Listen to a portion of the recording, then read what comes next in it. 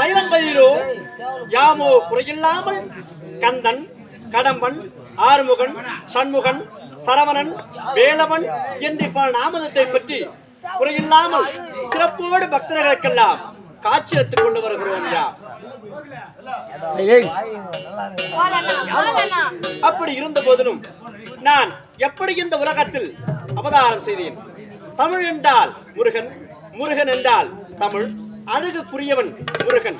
தமிழ் என்பதோ 3 எழுத்து. அப்படிப்பட்ட வல்லினம், மெல்லினம், இடையினம் அப்படி சேர்ந்தது 3 எழுத்தும் சேர்ந்தது அழகு. அழகென்றால் முருகா, முருகா என்றால் உலகம் அடங்கியது என்ற யாம் அறிவேன்.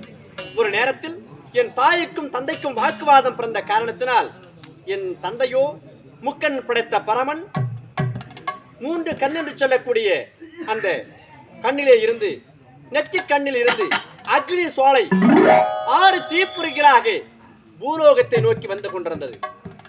என்னுடைய தாய் உமா பரமேஸ்வரி பார்த்தால் என்ன ஆச்சரியம்!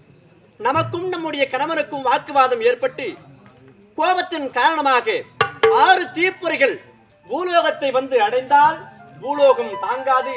அப்படி என்பதற்காக என்னுடைய தாய் என்ன செய்தால், அந்த 6 தீப்பொறிகளையும் தன்னுடைய கரத்தால் வாரி இணைத்தாள். வாரி இணைக்கும் நேரத்தில் அழகாக 6 குழந்தைகளாக அவதாரம் செய்தேன். 6 குழந்தைகளாக அவதாரம் செய்து கார்த்திகை பெண்களத்தை ஒப்படைத்தார்கள்.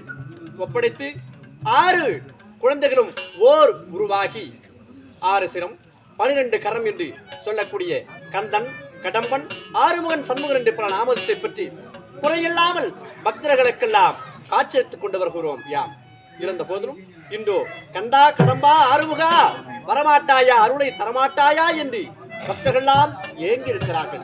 அங்கு சென்று அவர்கள் அன்னவர்கள் கேட்டவாறு அன்னவர்களுக்கெல்லாம் வரத்தை வாரி கொடுத்துவிட்டு நான் என்னுடைய மூத்த மனைவி தெய்வாவை சந்திக்க வேண்டும். புறப்படுகிறேன். தெய்வா.